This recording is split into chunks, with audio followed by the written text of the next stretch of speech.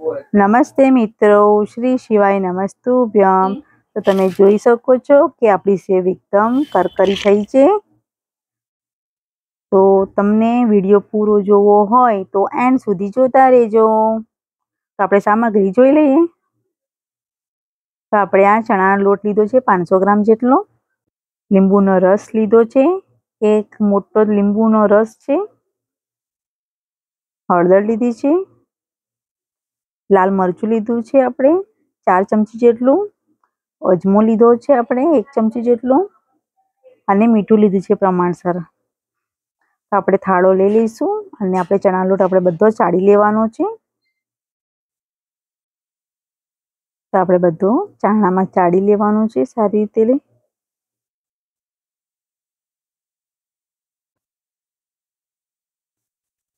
તો આપણે આવી રીતે બધો ચાળી લેવાનો છે। તો આપણે એના અંદર લાલ મરચું, હળદર અને મીઠું લઈ લઈશું પ્રમાણસર।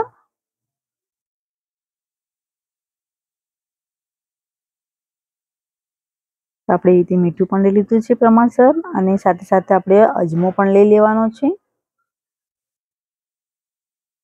આમાં હું અજમો આખો જ રાખ્યો છે, ખાંડેલો નથી। તો લીંબુનો રસ પણ આપણે ઉમેરી લઈશું અને આપણે બધું મિક્સ કરી લેવાનું છે સારી રીતે। આપણી આ સેવ બનાવવામાં એકદમ ટેસ્ટી અને ખાવામાં એકદમ કરકરી લાગે છે।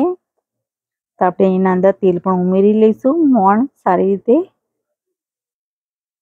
તમે એકવાર ખાશો તો તમે ખાતા જ રહી જશો। તો એવી પ્રમાણે આપણે એવી સેવ બનાવવાના છે આજે। તો તમે ઘરે જરૂરથી ટ્રાય કરજો સેવ બનાવવાની। તમે બજારની પણ ખાવાની ભૂલી જશો।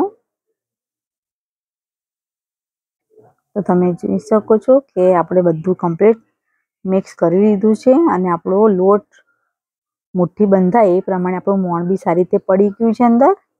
તો આપણે એના અંદર થોડું થોડું પાણી લેતા જઈશું અને લોટ બાંધી લઈશું। તો આપણે એવી રીતે લોટ બાંધી દેવાનું છે।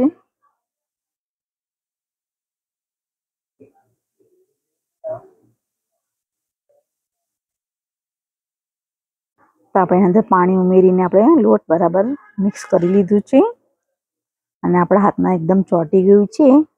તો આપણે ચમચીના મદદથી આપણે કાઢી લઈશું।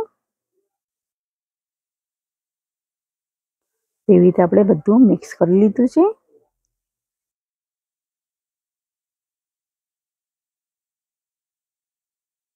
તો આવી રીતે આપણે બધું બરાબર કાઢી લઈશું।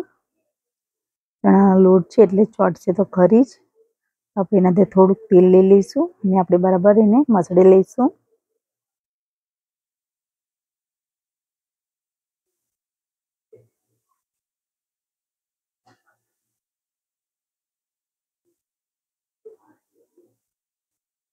એવી રીતે આપણે બધું મિક્સ કરી લેવાનું છે સારી રીતે। તો આપણે બધું કમ્પ્લીટ થઈ ગયું છે। તો આપણે આવી રીતે 5-10 મિનિટ માટે આપણે આવી રીતે બરાબર એને મસળી લેવાનો છે લોટને।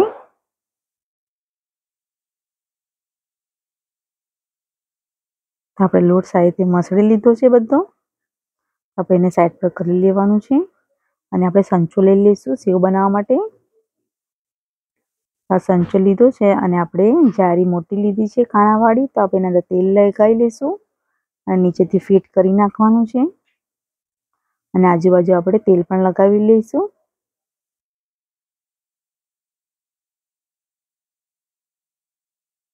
અને આપણે એક લુઓ તોડીને બરાબર એને ગોળ રાઉન્ડમાં કરીને આપણે એના અંદર સંચામાં મૂકી દઈશું।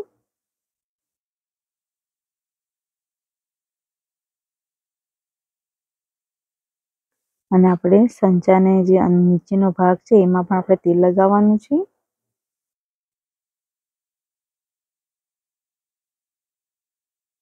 આપણે બરાબર એને ફિટ કરવાનું છે।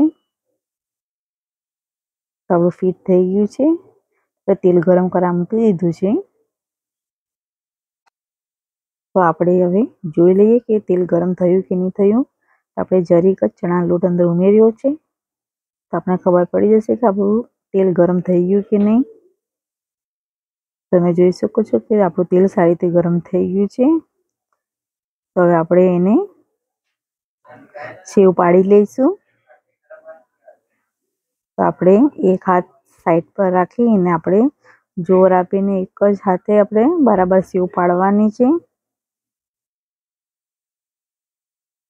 આપણે ગોળ ફરાવતા એકદમ બરાબર જઈશું, જેથી આપણી સેવ સારી રીતે પડે અને તેલ સારી રીતે ઉકળતું હોવું જોઈએ, તો જ આપણી સેવ સારી બને છે. તમે જોઈ શકો છો કે આ જેમ જેમ આ બબુલા આપણા આવે છે અને ઓછા થાય એટલે આપણે પલટાઈ લઈશું.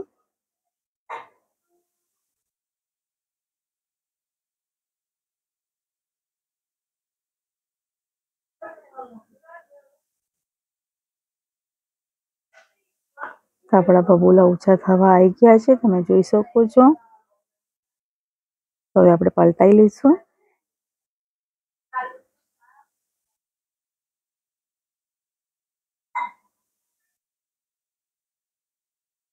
એવી રીતે આપણે પાછળના ભાગમાં બી સારી રીતે થવા દઈશું. તો તમે જોઈ શકો છો આપણો પાછળના ભાગમાં બી સારી રીતે થઈ ગઈ છે. તો આપણે પાછળથી પાછું પલટાઈ દઈશું એક વખત. તો આપણે એવી રીતે થવા દઈશું સેવને સરસ એકદમ કડક અને કુરકુરી. તો હવે આપણે સેવ કાઢી લઈશું. તેવી રીતે આપણે બધી સેવ કાઢી નાખવાની છે. તો આપણો સેવને એકદમ સરસ કુરકુરી અને કડક સારી થઈ છે, તમે જોઈ શકો છો. તો તમને મારો વિડીયો પસંદ આવ્યો હોય તો લાઈક કરજો, શેર કરજો અને સબસ્ક્રાઈબ કરવાનું ભૂલતા નહીં. Thank you.